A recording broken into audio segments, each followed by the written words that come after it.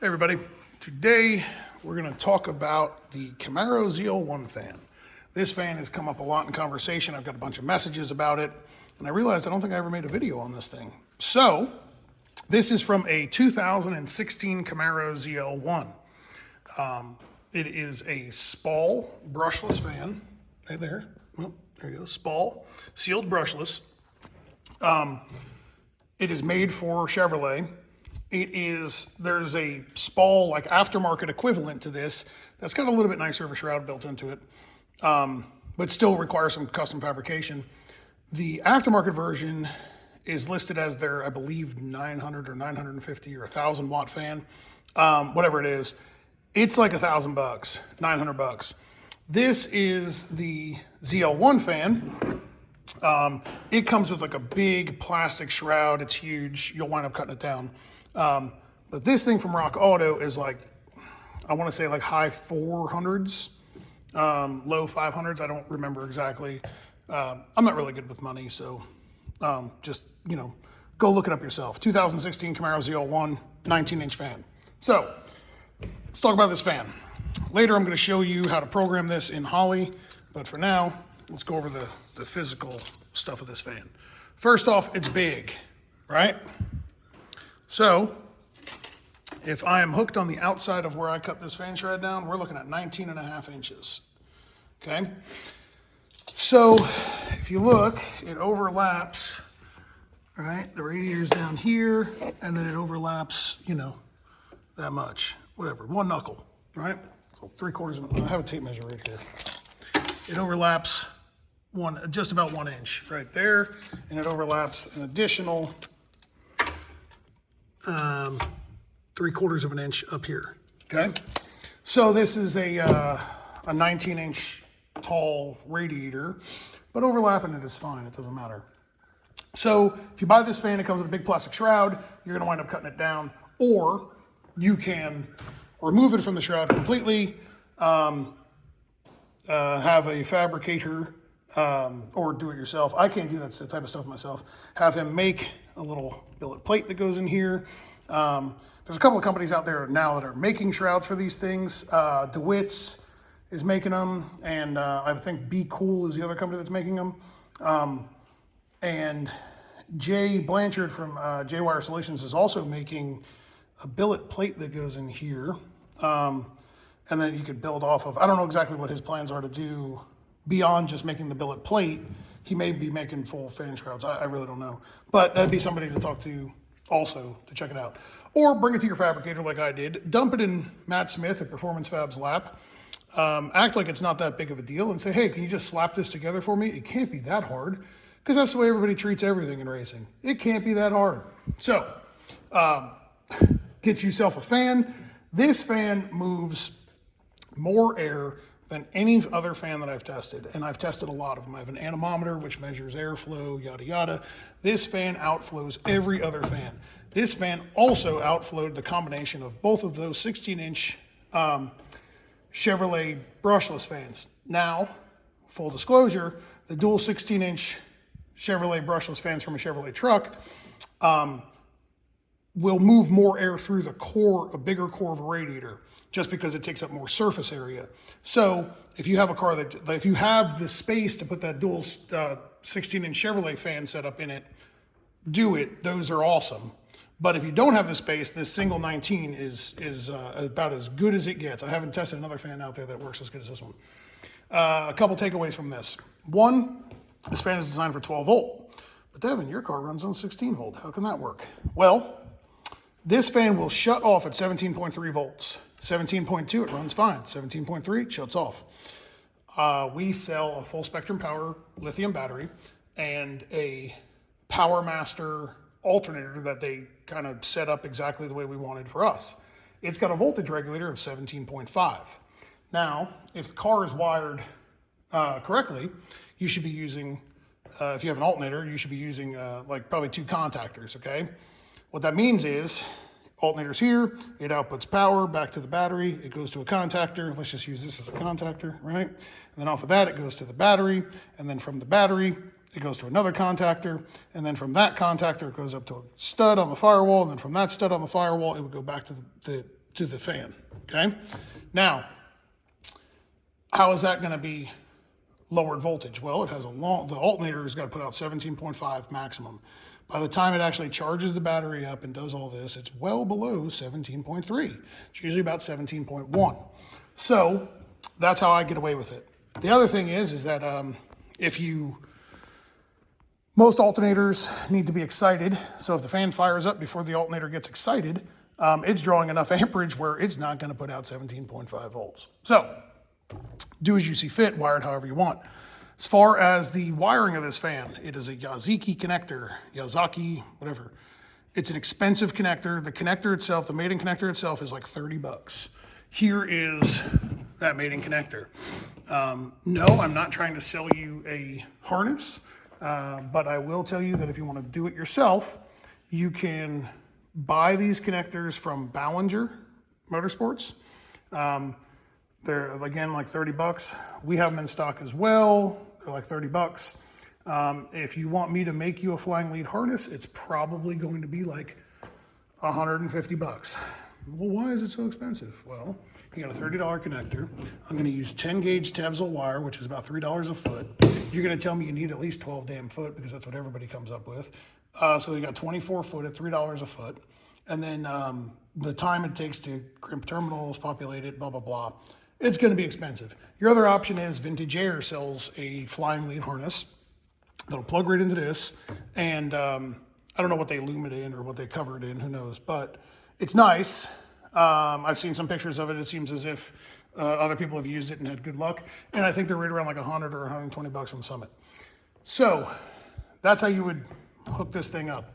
Build a shroud, buy the Vintage Air harness, or build the shroud, put it on your radiator, and then bring us the car and we'll wire the whole car. We have all the stuff in stock. We know how to program it. We know how to make it work. Another little note to give you, I want to give you some other dimensions, okay? Let's see here. Sorry, I only got one hand. Now, right here is 4 inches to the face of this thing off of the core of the radiator. Now, the shroud, when you build it, you want to build at least a 3/4 of an inch lip here to allow it to draw air. The taller you can make that, the better. The more airflow you'll get out through the radiator. But if you can't, just make sure that it's at least 3/4 of an inch. The reason I have 2 of these is because I buy a spare of everything. Bought this fan, tried it out, tested it. We built the shroud. We didn't, Matt did. Built the shroud, put it in the car. It moved a tremendous amount of air, kept the car nice and cool. I said, good to go. This is the fan we're going to use. Bought a spare. Okay. Now, another thing to note, if your car goes over 200 miles an hour, I have this fan set up that when you press the master enable, or when you go over, I don't remember how I have it set up. I think it's like when you press the master enable button and you go over 50% TPS, it shuts the fan off. The problem is that it slows down slowly, okay? It takes like a while to slow down, okay? So it's spinning when you're going down the racetrack. Not a big deal until you start going over 200 freaking miles an hour. And the blades flex, okay? So these blades flex, that's the way it works. These blades flex. If you look down in here, there's a gap. There's no piece of plastic on the edge of this blade. If you look at this brand new one, there's this lip right here, okay? If you're gonna reuse the plastic shroud section and not build something all fancy aluminum here, right? If you're gonna reuse it, I highly recommend you cut that lip off, because what happens is while this thing's slowly spinning and you're going 200 freaking mile an hour, and hell, for all I know is because we're going 200 mile an hour, it's spinning the damn fan anyway. It will weld itself to the backside of this plastic right here, and it'll stick. And you go, what the hell's wrong with my fan? Something's wrong with it. You're gonna disassemble it on, like we've done in between rounds, and you're gonna have to pry this thing off because it literally like welds itself to it. So, little note for you there, if the car starts going real fast, I suggest just cutting it, okay? Obviously this was intended for a Camaro when they're not fast. So, you know, I'm kidding.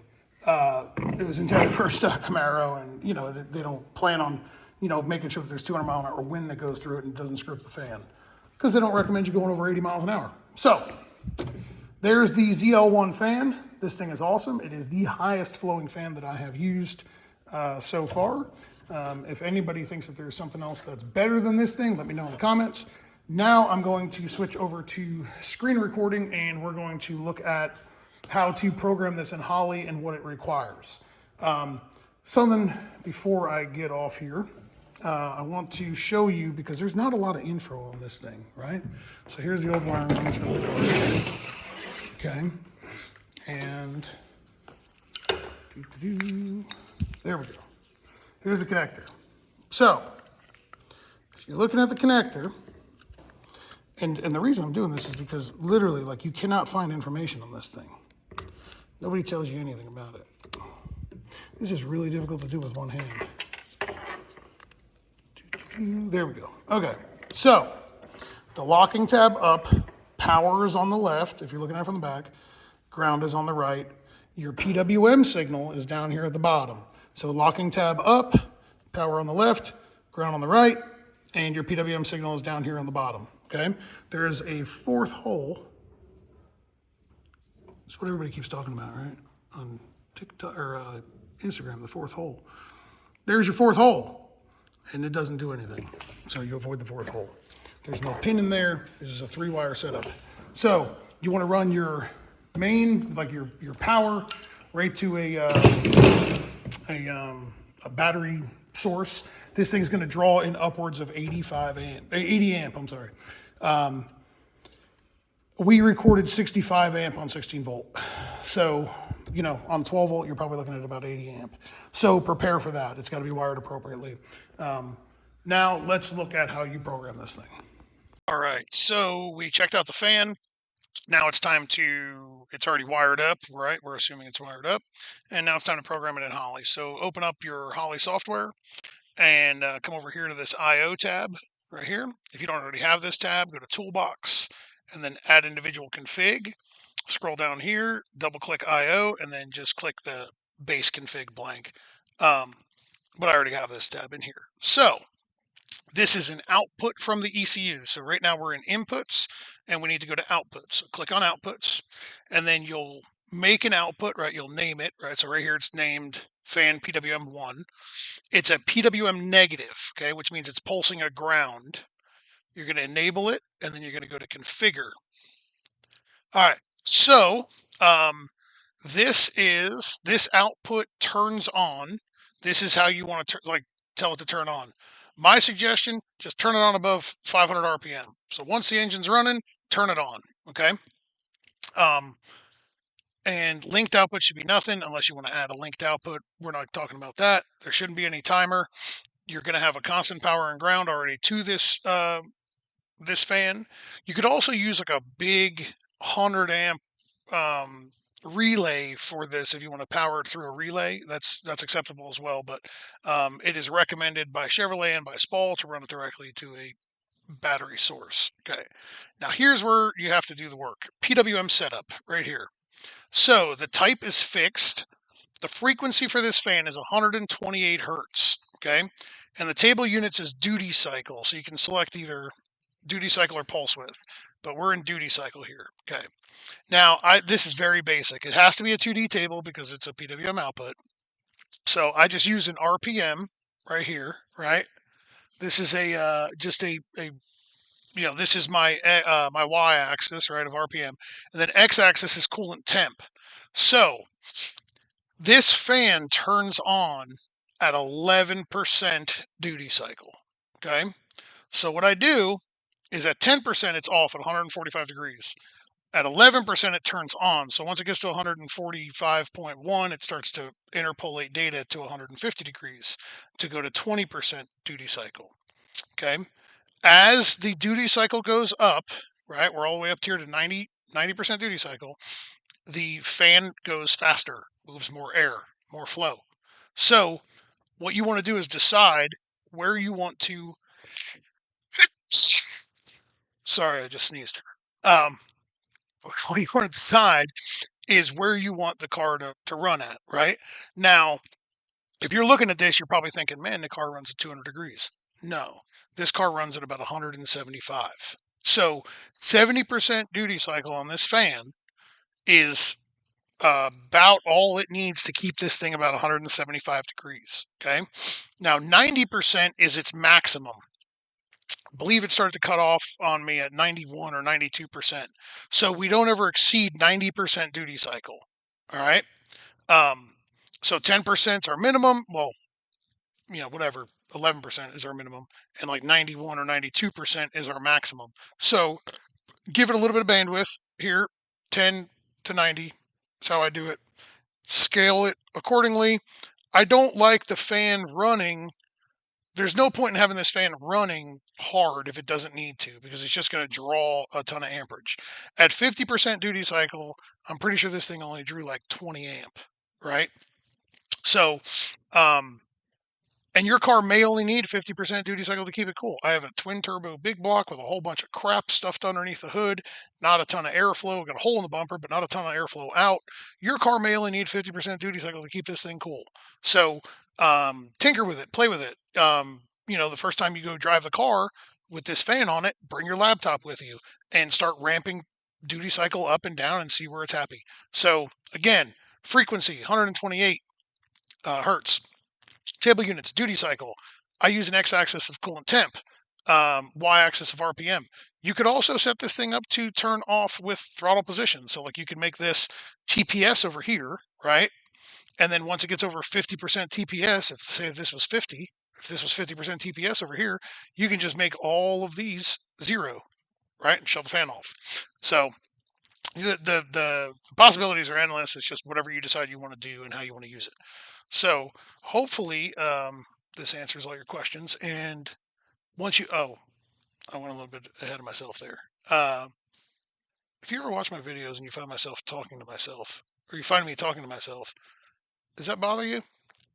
I'm not going to change. I'm just wondering if it bothers you. Anyway, once you have the output set up, you need to pin map it, right? So right now it's pinned to J4B2, but on your situation, right, like it would look like this. Your output would look something like this. Fan GWM. It would look like this, and it would say not defined. When you go in here to pin map, it automatically populates in the inputs. You have to go to view outputs, and you'd have that fan PWM. You have to find an open pin. Yes, I have a dominator. Yes, it's full. Yes, I have a bunch of crap that I probably don't need. But that's okay, because that's the name of the game for me. You would drag and drop this to an open pin. So like here, fan relay is not being used. So I can grab this fan PWM, boom, click, drag it onto there, dump it off, and then wire your PWM wire to J4B13 or whatever you decided to put it at. So hopefully this answers everybody's questions. Have a good one.